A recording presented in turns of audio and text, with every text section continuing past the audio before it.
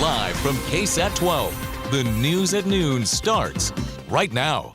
Hello there, and thank you for joining us for the News at Noon. A New Braunfels family is grieving after the remains of their son were identified. 21-year-old Caleb Harris disappeared in Corpus Christi at the beginning of March. He was attending college there, and according to Corpus Christi police, the remains were found last month in a wastewater lift station. Police then sent the remains for DNA analysis. Investigators say there were no obvious signs of homicide. In a statement, Caleb's father tells us, "We will grieve our son, but we are at peace knowing he is with our Lord and Savior Jesus Christ." Now to the latest in Floresville. After a gas main explosion, neighbors are still assessing the damage to their homes. It happened after a crew installing a fiber optic cable line hit the underground gas line, leaving one of the homes in that neighborhood flattened. I was happy everybody was fine, but I'm sorry for my friend because she lost her house. My house moved, my house cracked the walls and the windows broke, and where I sleep, that's all shattered. And the company that was overseeing the fiber installation project is now commenting on the incident. In a statement, Rise Broadband says a management team was sent to the area. The company also says they are cooperating with city officials during this investigation. And here in San Antonio, hundreds of families could see their water shut off as early as next week. The San Antonio Water System says 6 multifamily properties were warned yesterday that they could be disconnected for unpaid bills. Avery Everett stopped by some of those locations, and as you can imagine, residents say they're worried. The water came down on me. There was a big hole, a bubble, everything. The water was just... Sherry Summers says she's never missed a bill over the last 6 years as a tenant in the Meadows at Bentley Drive. I paid my rent, never missed a month. But now a city notice is making her question if any of that even mattered. We will have no water. This door tag from the San Antonio Water System warns that if her apartment complex doesn't pay its bills, their water could soon be shut off. And these signs are posted all across the Meadows complex. We're scared. We don't know what to do. SAWS says this is just one of 6 properties across the city that could soon have their water disconnected as early as next week. This complex on Bentley Drive is one of the 2 largest properties on this list, with more than 200 apartment units. We need our water. In an emailed statement, a spokesperson for SAWS says the properties have unpaid bills ranging from $15,000 to $40,000. Where's the money going? Why is the money coming up missing? Hi there. We tried to stop by the office at the Meadows on Bentley Drive. Is there anyone we could talk to about the SAWS potentially shutting off y'all's water? But didn't have much luck in getting answers. No comment to anything about your customers not having water. We went to 2 other locations on the list, but their offices were closed by the time we got there. We tried calling both of them, but have yet to hear back as of Wednesday night. Hi there, my name is Avery Everett. I'm calling with KSAT 12 News. The San Antonio... We couldn't find contact information for the other 3 properties, but SAWS says it has contacted all 6 multiple times. In total, if all of these properties are disconnected, SAWS says about 500 units could be without water. It's not right what we're going through right now. SAWS says if no payments are made, water shutoffs could start on Monday, July 22nd. We feel used. We feel discouraged. We are nervous. A harsh reality for hundreds of families. This is not the first time that SAWS has promised to shut off water for multifamily properties. Just a month ago, they threatened to 4 apartment complexes that had thousands of dollars of unpaid bills. Now, 3 of the 4 of those had their water restored the same day that they ended up paying back those bills. Avery Everett, KSAT 12 News. Nearly 24 San Antonio police officers are now back home from Houston after helping in the aftermath of Hurricane Beryl. Each SAPD officer was paired with one from Houston for 5 days, working 12-hour shifts overnight and sleeping during the day. A lot of the businesses were closed because they didn't have any power, so it was a different environment. Now that you've experienced it, what did you think of it? I feel for them. I feel for the folks that were there. It's tough. And now SAPD is not the only agency that sent officers. Several other police departments here in the area also sent officers to help.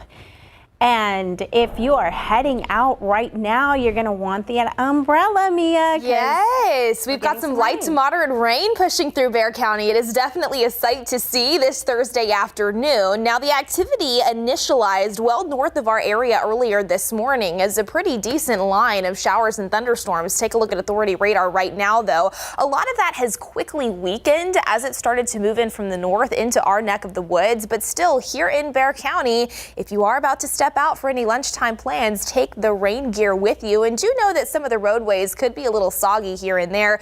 Really to the light to moderate rain out there in Hollywood Park, Garden Ridge, out there in Schertz, even Leon Springs catching into some of that activity. A few more heavier downpours out there in Guadalupe County, just south of Seguin near Santa Clara, as well as Marion, where we do have a few more notable thunderstorms west of the Alamo City, nearing Concan. So that's great news for folks over there near the Frio River. That's approaching the Sabinal area as well, right near Highway 90. So this is going to continue to work farther off to the south, as is the rest of the activity throughout the remainder of the afternoon. Quieting down a little bit more so by the evening commute. We'll still keep about a 20 to 30% potential in the forecast for an isolated downpour to still be found out there on authority radar. Winds also out of the north at about 5 to 10 miles per hour. So that's what we're going to be monitoring today.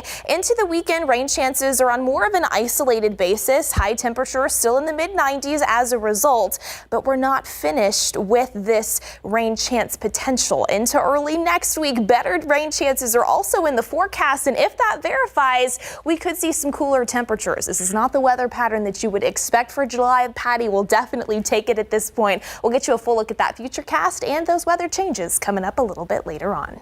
All right. Thanks, Mia. Well, tonight, former President Donald Trump is speaking at the RNC on the fourth and final day of the convention in Wisconsin. Now, it comes a day after his running mate, J.D. Vance, introduced himself to the nation. ABC's Perry Russell brings the latest from the RNC, including President Joe Biden's latest health update as he recovers in Delaware. Tonight, former President Trump on center stage of the Republican National Convention in Milwaukee. Trump formally accepting the party's nomination days after surviving an assassination attempt in Pennsylvania. His running mate J.D. Vance at the Faith and Freedom Breakfast this morning. Social conservatives have a seat at this table, and they always will, so long as I have any influence in this party. And President Trump, I know, agrees. Vance is the first millennial on a presidential ticket and could become the youngest vice president since the Civil War era. Mr. President, I will never take for granted the trust you have put in me. And what an honor it is to help achieve the extraordinary vision that you have for this country. Today, President Biden is recovering in Delaware after being diagnosed with COVID and now off the campaign trail. It comes after another apparent blunder. The president appearing to forget the name of his Secretary of Defense, Lloyd Austin, in an interview with BET this week. Look at the heat I'm getting because I named the Secretary of Defense, a black man. I named Ketanji Brown. Because of the people I've named. Sources tell ABC News over the weekend Senate Majority Leader Chuck Schumer met with Biden to voice the concerns of his colleagues and to make the case it would be best for him to drop out. And sources tell ABC News House Democratic Leader Hakeem Jeffries made a similar case to the president late last week. The White House says the president told both leaders he is the nominee of the party and plans to win. Unlike Trump and Project 2025, President Biden's second term will be focused on the working people of America. Now, we have a hell of a fight in front of us, but Joe Biden and Kamala Harris are ready to lead that fight. And back here at the RNC, we're getting a look at some of the speakers tonight. It includes Dana White, Hulk Hogan, Tucker Carlson, with Trump taking the stage at 10 Eastern. Perry Russell, ABC News, Milwaukee. Another $1.2 billion of student loan debt has been canceled. That is according to the White House. This latest round impacts 35,000 public sector workers, including teachers, nurses, and firefighters. The borrowers qualify for debt relief through the Public Service Loan Forgiveness Program. Now, this was created nearly 2 decades ago. It has since been expanded to make it easier to qualify. Up next, San Antonio's first Arboretum is in the planning stages, and now park leaders want to hear from you. We'll tell you all about it and what you can do to get involved.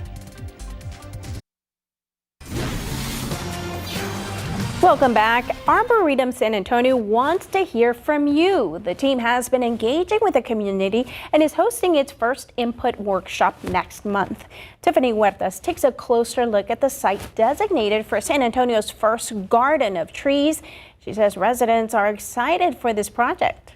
This massive green space filled with trees on the city's southeast side is catching the attention of locals. I love the idea for the education aspect. San Antonio residents stopped by during our interview with Thomas Corser, the CEO of Arboretum San Antonio. We're in master planning. We're going to get a readout this week from the master planning team. Corser shared details about the Arboretum project underway at the former Republic Golf Club, located along Southeast Military Drive. So I'm a teacher at South San High School. I teach environmental science, and just to bring the kids out here, this is amazing to have in our neighborhood. Corser says they have been doing community engagement events and invites people to the first input workshop. It's taking place on August 19th at Mission Library.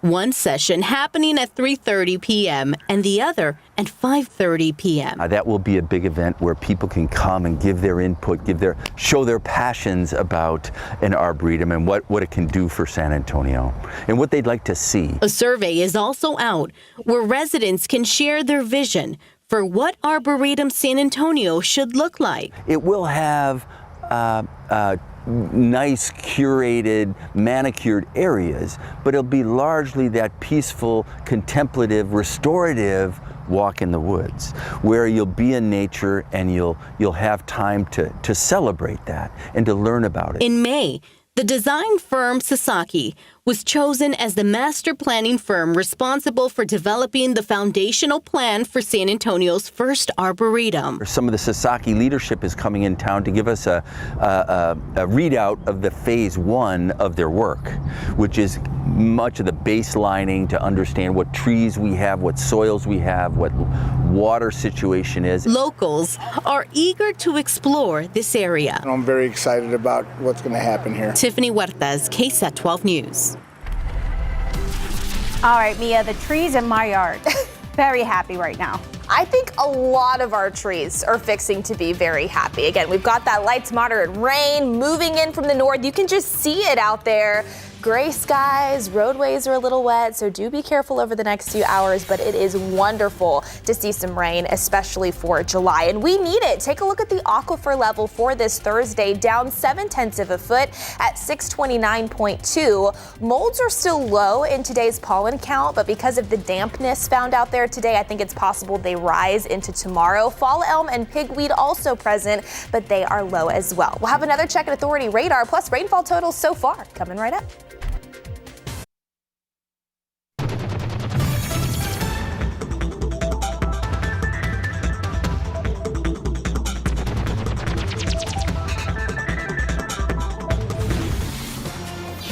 Hey there, welcome back. Well, we are just 40 minutes away from the start of SA Live.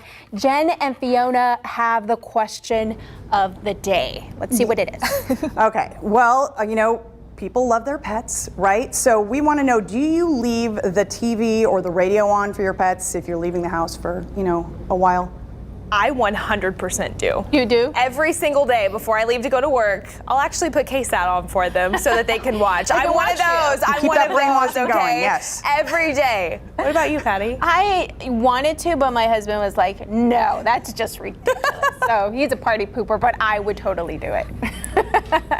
Okay, I have 2 dogs and I always leave Animal Planet on for them, and I know it's got to completely entertain them. One of them loves just staring at the screen. The other one, not so much. Okay, but we want you to scan that QR code and weigh in on that answer. If you've got some pictures, we'd love to see those too. And SA Live continues here from Historic Market Square at 1 o'clock. All right. We'll see you then. My husband is the same way. He's like, Mia, you don't need to put the TV on for them, but they do. They need something to entertain themselves. I mean, I know, yes, they have dog toys and stuff, but radio or TV. Yes. I can't wait to hear what the answers are. I know. This is going to be very exciting. All right, switching gears now to weather, Patty. So nice that we are seeing some rain, helping with temperatures too. Yes. I mean, we've been talking about it over the past several days. You think back to this week last year, we were dealing with day after day of triple-digit heat. This year, yes, it's still been hot at times this week, But we've had rain chances to talk about over the past 7 days. So that's just been great news, with even more possible looking ahead to early next week as well. I want to start off by looking at some rainfall totals that your authority radar is estimating from the activity we've already seen move in over the past 12 hours. Near downtown San Antonio, about 0.05, a tenth of an inch closer to Hollywood Park, about 0.05 as well. Over there in Helotes, near Schertz, though, a nice little downpour right on the Bexar Guadalupe County line, about 0.8 of an inch being estimated there. As we take a look up farther up to the north in the hill country, Sisterdale 0.7 of an inch, Comfort 0.5 of an inch, Kerrville a little bit less, 0.2 of an inch being estimated. And then also with those thunderstorms that we were talking about at the top of the newscast near Uvalde County, Medina County, almost 2 inches being estimated northwestern Medina County north of Hondo. So that is definitely great news to see, with more rain still pushing through. I mean, here in San Antonio, we've got light to moderate rain still working in from the north. That stretches up to Bernie. Kerrville and Comfort, you're starting to see that activity now come to an end. But we do have these thunderstorms approaching Highway 90 near the Hondo, Sabinal, even Uvalde area. They are non-severe, but just know that they are capable of, yes, some heavy rainfall. We just saw some of the totals that they are able to drop as well. Maybe a few gusty winds and, of course, some thunder and lightning. So we will be monitoring this very closely for you over the next several hours. Generally know, though, that whatever's left out there should start to fizzle out by mid to late afternoon. We'll just keep an isolated potential in the forecast to find a lingering downpour or two by the evening drive time. We will definitely take anything that we can get. By the way, this is a brand new drought monitor update that just came in early this morning. Unfortunately, even with rounds of rain that we saw late last week and into the weekend, we haven't really seen any notable changes. Still dealing with moderate drought here in San Antonio, extreme drought in the hill country and out west near the Rio Grande for places like Del Rio and Brackettville. No drought, though, that is the good news, across the coastal plains in our far southeastern counties. So again, here's a look at your future cast depicting what the radar could look like into the afternoon. That is expected to work south, what we're seeing right now, and eventually fizzle out later on today. Into tonight, mostly quiet, but we will keep an isolated potential in the forecast tomorrow and into the weekend for some additional isolated rain that will be possible. The catalyst behind today's activity, a stalled frontal boundary draped across central Texas. Behind it, temperatures in the 80s, 84 in Amarillo, it's 87 in Waco. Meanwhile, we're in the low 70s right now here in San Antonio thanks to this rain-cooled air. We did mention that we are still eyeing better rain chances into early next week. Take a look at the setup here. So this low pressure system near the Great Lakes is what was ultimately responsible for bringing that draped boundary into our neck of the woods today. High pressure is off to our west. It's going to continue moving away from the state of Texas this weekend and into early next week, which could make just enough room for this low pressure system to work into the central plains. When you combine that with more moisture in place, we have better energy in the upper levels of the atmosphere. That's what could help spark those better chances for rain. So a 20% chance tomorrow and Saturday, 30% potential into your Sunday, and then take a look at early next week. Now at a 60% potential Monday, Tuesday, maybe even Wednesday as well. You'll notice your temperatures, if we can see that added cloud cover and rain-cooled air pan out. Patty, we may be topping off in the upper 80s and low 90s. That is great news for this time of year, especially considering we know we can climb well into the triple digits. So I think we'll definitely take it at this point. I love that the chances continue to get higher. Yes, and higher, me too. All right. Thanks, Mia. And after the break, a chance for high school and college students to peek into the life of aerospace and the Air Force, what that could mean for careers in San Antonio.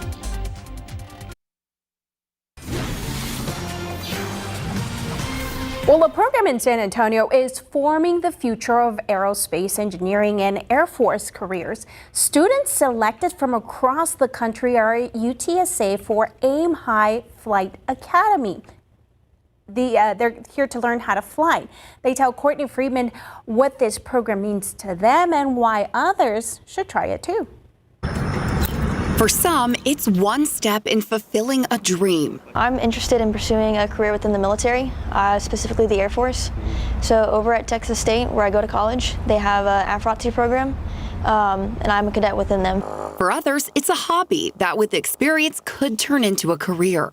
My grandpa was in the Air Force. There's something about getting to study without the pressure of grades, where it's like, oh, I genuinely want to learn this. Both Kylie Martini and Zaina Dilawar were chosen from applications across the nation to join the Aim High Flight Academy, run by the Air Force Recruiting Service. It's this really excellent opportunity for high school students to actually get a chance to get up to 15 flight hours, really get the basics of learning how to fly an aircraft. And UTSA was fortunate enough to be selected as one of the 8 host universities this year. Chris Combs is the Aerospace Engineering Program Director for UTSA and an Associate Professor in Mechanical Engineering. It's not just Military City, USA, but it's an aerospace city. Combs says Texas and specifically San Antonio need a diverse and expanding workforce.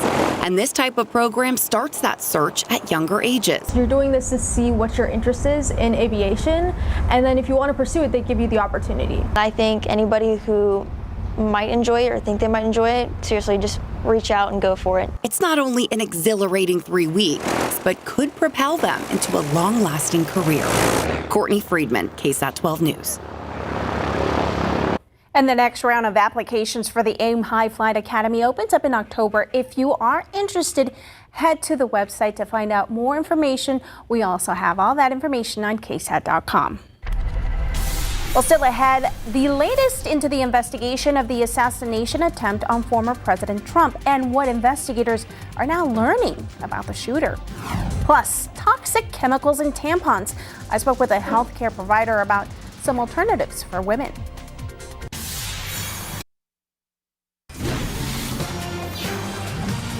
The House Oversight Committee investigating the assassination attempt on former President Trump has subpoenaed the Secret Service director ahead of testimony Monday. ABC's Lionel Mosey explains that investigators reveal new details about the shooter's online activity. Investigators say they found a post by Thomas Matthew Crooks on the gaming platform Steam that said, "July 13 will be my premiere. Watch as it unfolds." This according to 3 law enforcement sources briefed on the probe. Lawmakers were given an unclassified briefing Wednesday, revealing 20 minutes passed between the time U.S. Secret Service snipers first spotted Crooks on the roof and the time the shots were fired at former President Trump. He should have been eliminated one way or the other within 1 or 2 or 3 minutes. Congressional sources telling ABC News Crooks came to the fairgrounds that morning for an hour and later returned at 5 p.m.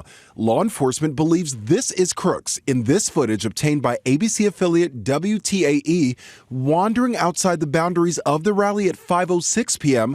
about an hour before the shooting. Sources also saying he was spotted near the magnetometers and was approached by authorities after he did something suspicious.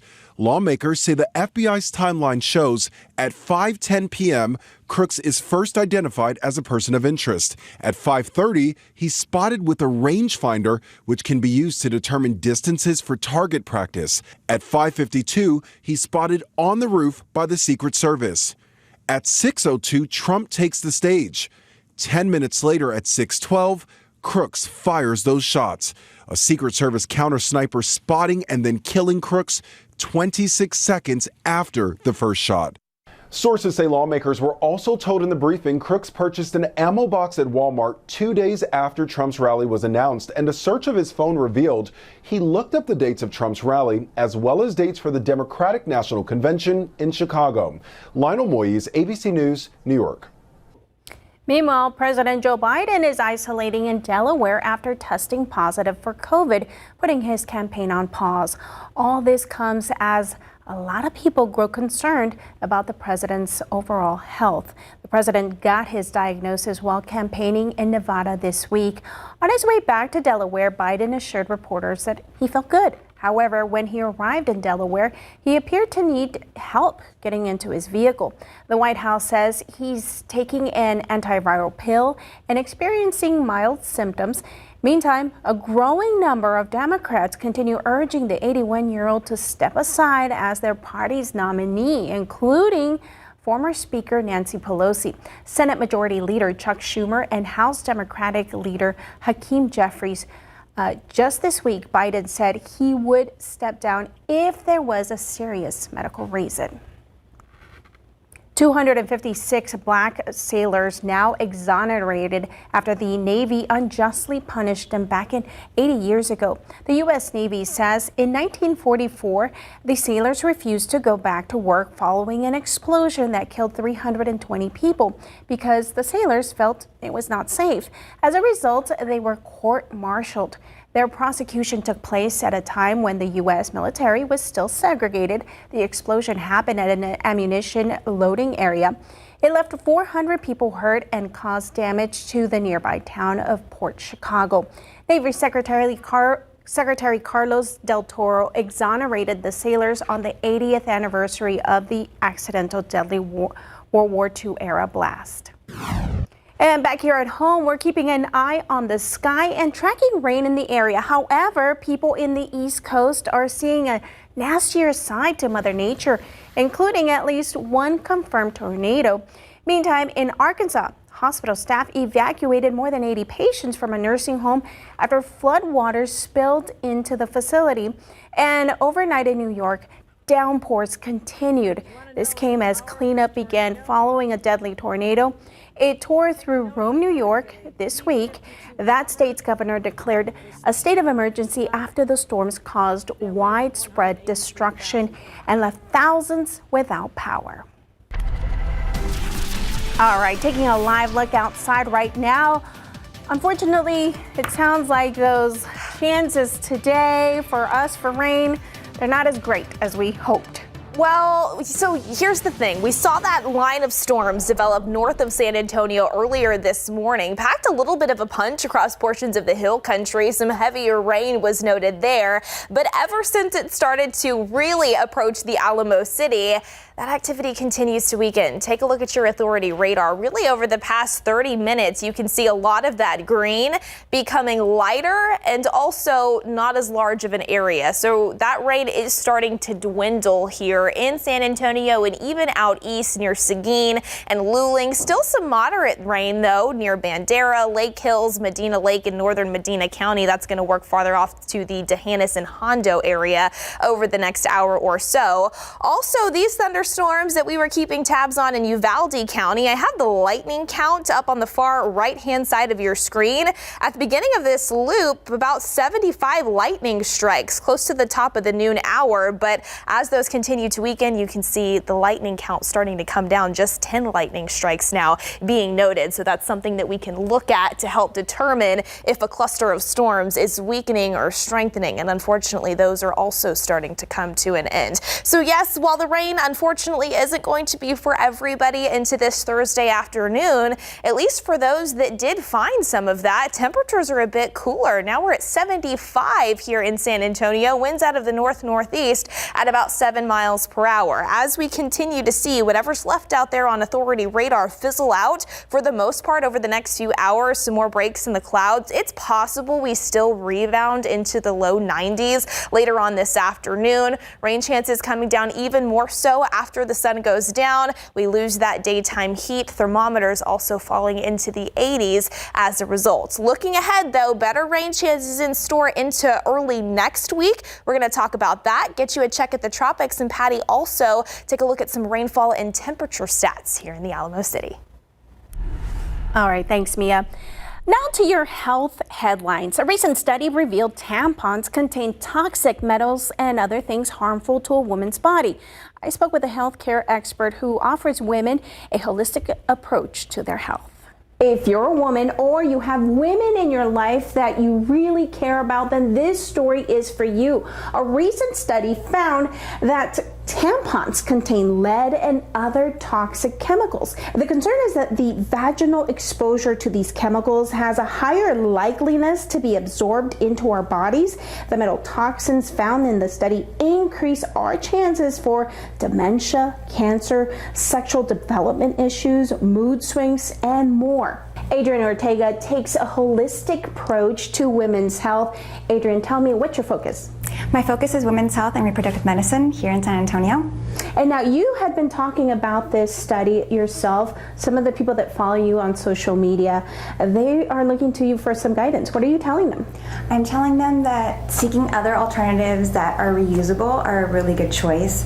And I'm talking about period panties, menstrual cups, menstrual discs. Basically, like a disc or a cup, it will go into the vaginal canal and right below the cervix and basically catch your menstrual flow. And it's easily reusable. You can clean it at home, and in the long term, it'll save you a lot of money. And I was reading a study that was done. It said that over 40 years, a woman will spend about $6,000 in menstrual products. So even just going to the store, you know some of these menstrual products can be very expensive. So do you have any advice for saving some money on that? Absolutely. I have some period panties that I personally use, and I recommend. It's called from period.co, and they start at $9. Most of the period panties are actually $9, which I feel like is very reasonable, very affordable, and I believe Walmart actually carries them now. And I feel like we don't talk enough about this. This is kind of a taboo conversation, women's period, but this is a space, this is an opportunity to be able to do that safely.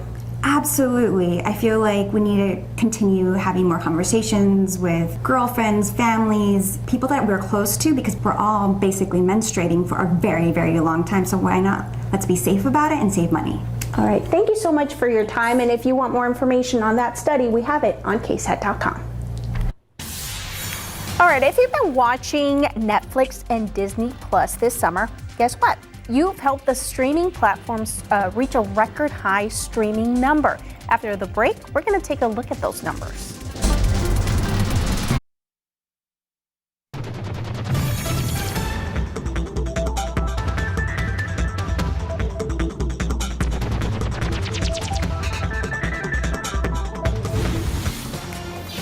Hey there. Well, if you spent some time binging your favorite shows this summer, you're not alone. A record number of people watched TV through streaming platforms last month. Check this out. According to Nielsen's June report, time spent streaming soared 40% of the total number of people watching TV. That's up 6% from May. Nielsen says Disney Plus, Tubi, Netflix, and Max saw the most growth. Their data shows that 20% of viewers were between 2 and 17 years old. Now, meanwhile, cable claimed 27% of all TV viewership, followed by broadcast with 20.5%. And Instagram is opening up its data for research, and the results could help children. Meta is allowing researchers to study Instagram's effects on teens' mental health. The pilot program will look at how they're using the app. This is going to be over the course of 6 months. The goal is to learn more about the social media's impact on kids. All right, heading outside with live cam. Still have some gray skies in place here in San Antonio, but I do imagine we'll start to see that break up a little bit more as this rain starts to come to an end, at least here in Bexar County and across much of south central Texas over the next few hours. We'll have more on that in just a bit. A quick check, though, as promised, at the tropics, specifically the Atlantic Basin and the Gulf of Mexico. Latest in from the National Hurricane Center, tropical cyclone activity is not expected over the next 7 days, largely due in part to more Saharan dust that continues to work farther west. Not expecting any of this in our neck of the woods until potentially early next week. So that's something we'll be keeping tabs on for you. Another check at that extended forecast coming up.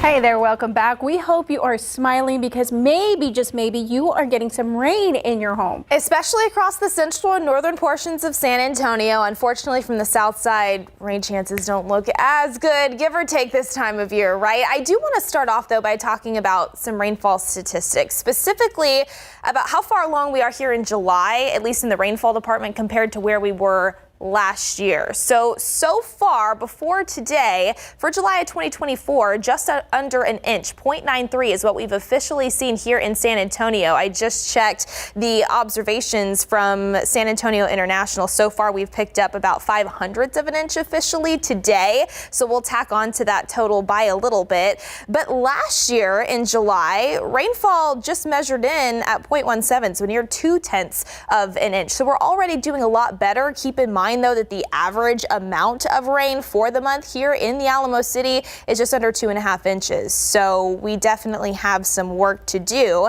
Thankfully, with some of the rain-cooled air, though, temperatures not all that bad right now. We are up to 78 degrees here in San Antonio. Same out east over in Gonzales. Check out Rock Springs. It's currently 70, but the farther south and west that you go, where that rain-cooled air unfortunately just hasn't been able to touch you, 85 in Pleasanton. It's 97 in Del Rio, 94 the current temperature over there in Eagle Pass. This afternoon, if we continue to see the activity on authority radar weaken and fizzle out, we potentially see some breaks in the cloud cover. I think it's possible we still rebound into the low 90s here in town. Some areas off to our southwest near Cotulla, Carrizo Springs, even Laredo could reach for the triple-digit mark. Yes, that is hot, but still not as bad as what we were dealing with this time last year. We talked about it earlier in the newscast. Take a look at the observed highs from this week last year. I mean, it was just day after day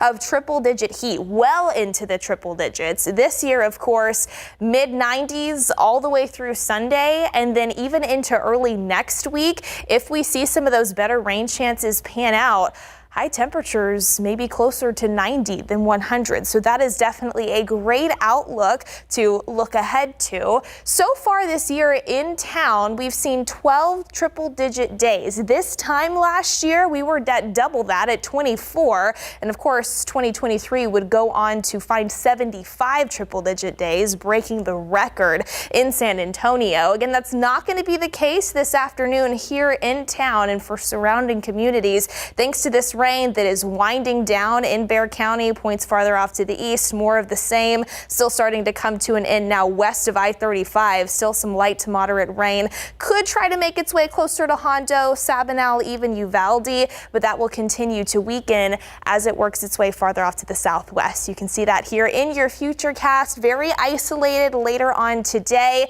but again, we will still call for about a 30% potential over the next couple of hours, 30 to 40, and then isolated Friday, Saturday, and into Sunday before those rain chances come back up into early next week with high pressure moving out of the way. That low pressure system starts to move into the central plains. And if we can find that, yes, those temperatures not too bad for this time of year. We're going to take a step aside and we'll be right back after the break.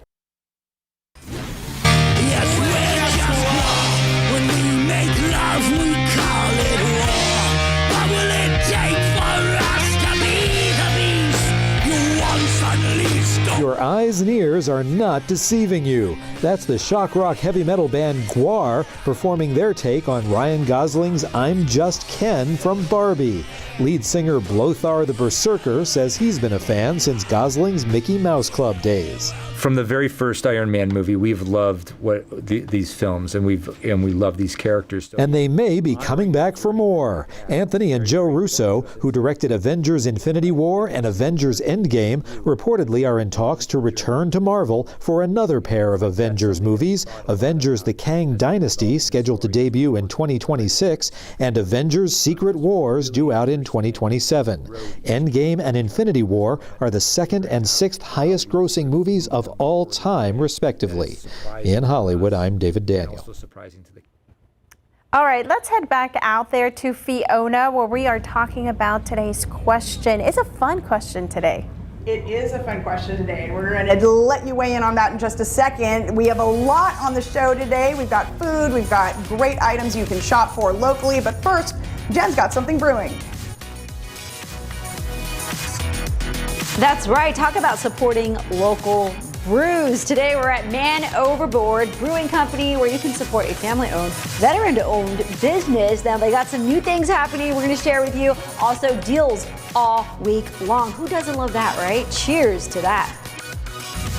Cheers, Jen. Well, speaking of shopping local, look at these incredible items. And Rita Hernandez with Inspiration for Life Media and Events is here. Tell them about the event happening this weekend. So this weekend we have a lot of great items to shop for from all of our vendors. A great brunch with Mi Familia at the Rim. And then we're also going to have for our following market the San Antonio Spurs merchandise truck. They're also going to be joining us as well. So all those fans can pick up that, most wanted gear. Also, Yes. new movies are blowing into the box office this weekend. We give you an early look at the highly anticipated sequel to the 1996 film Twister. And a brand new hotel is opening up on the Riverwalk, and we're going to have a sneak preview at a fabulous restaurant to try.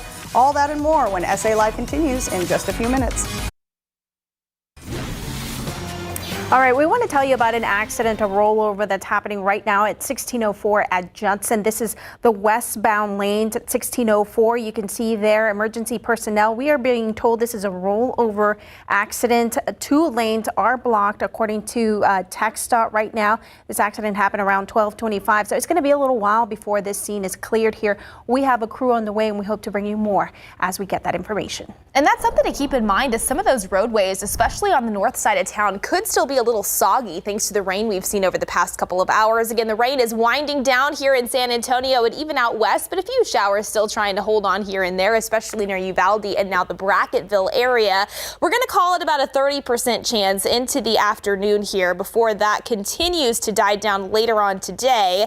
Temperatures in the mid-90s through Sunday, isolated chances for rain, but then Patty will be monitoring for better rain chances as we head into early next week. All right, good news, all good news. And you know who else has good news? SA Live. Hey, Fiona. Hey, Jen. Today on SA Live, new restaurant alert. It's an exclusive first look at the city's hottest new hotel restaurant. We give you a taste of what's making waves on Riverwalk's culinary world. And go beyond the runway, how a local high school student is designing incredible clothes to help families with kids that have cancer. Are those fireworks? Yes, ma'am. And a storm is brewing at the box office this weekend. We check out the new sequel to Twister that's featuring Texas's own Glenn Powell.